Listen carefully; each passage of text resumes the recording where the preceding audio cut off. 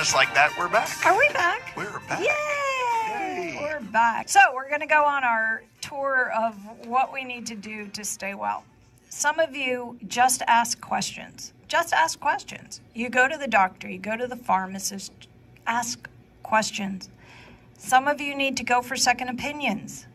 Go for a second opinion. Let me tell you, I know somebody that was told they had cancer, went through chemotherapy and radiation. And then after that misery, they went to another doctor, and that doctor was like, you never had cancer. Whatever this thing was, and not cancer. She never went for a second opinion. Some of you should go for second and third opinions. There have been times where third opinion isn't a bad thing. Some of you won't do it because you think, oh gosh, then I have to pay for it. My insurance won't cover it. We have to get out of this mindset to allow the insurance to dictate your wellness. You allow insurance to dictate your wellness. Oh, I can't buy that because not on my insurance, or I can't do that, not on my insurance. Well, let's start taking charge and saying, you know what, I'm going to go for the second opinion. I don't care that it's not on my insurance. I want to get good, valuable information. Stop relying on whatever the insurance company dictates. Some of you are hoarding this money that you have for whatever reason, and you need to use it for your wellness. Your grandchildren need you to stay here. They don't need your dollar. They don't need your dollar. They will create their own money, they will generate their own wealth, and they don't need you to leave them $5. What they need you to do is take that and get well. That's what they need you to do. They need you here because they need your wisdom. They need you to infuse them with the wisdom of these ages.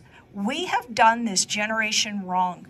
And we need to be around as long as we could be around to do it right for them, because it's because of us and the church's complacency that this world is the way it is. But now it's time to turn that around and we start teaching truth to our families. It's time. And we need to stay here. The Bible says we have 120 years. We need to stay here at least that long to take care of this. So we need to get these bodies back in. So start spending your money on your wellness.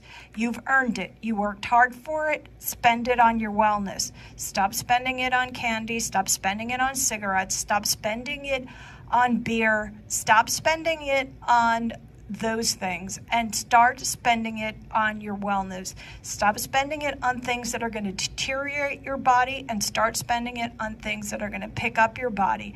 And don't complain that you don't have the money to do something if you open up your refrigerator and there is all kinds of things in there that aren't fueling your body. There was someone I know had a tenant one time, and the tenant stopped paying rent. So she took him to court. But before she took him to court, she goes into the apartment and took pictures of the apartment. This man had made furniture out of all of his empty beer cans, but didn't have enough money to pay rent, yet had all the money to buy the beer to make all kinds of furniture, and he drank the beer. It wasn't like, he found the cans. He drank the beer, and the judge looked at the pictures, and the judge asked him if it was his, and he was like, yep. And the judge like, pay her rent. Pay your rent first. So I say this to you, and I tell you that story because you need to pay yourself first. Get this body better. And if it means you have to pay for a second opinion or, pay for something out of pocket, it's okay. It's not like, the world's going to come to the end because you paid for something out of pocket.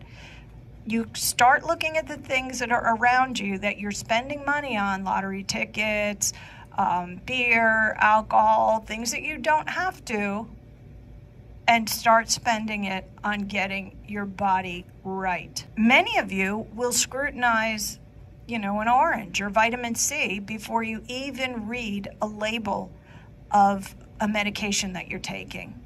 Start to think about what you're putting in your body and start to be a little more concerned about it. Know somebody that was on 6 different blood pressure medications.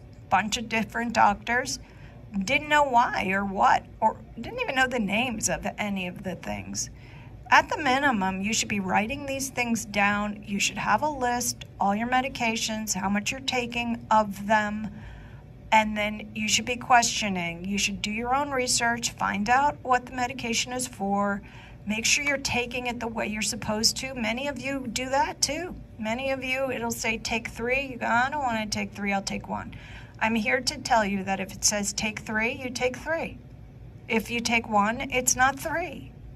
3 is crafted in such a way that is going to make that medication or that supplement or whatever it is effective for you.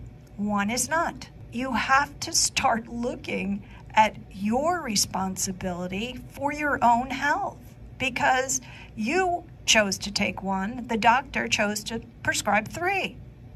So you have to figure out, question and ask, why am I taking 3? What is that about? Talk to the pharmacist, all of those things. When you decide that you're going to take 1 and you're supposed to take 3, then that's on you. Start thinking of your life as a life of wellness. God gave us these bodies regenerate and these bodies heal.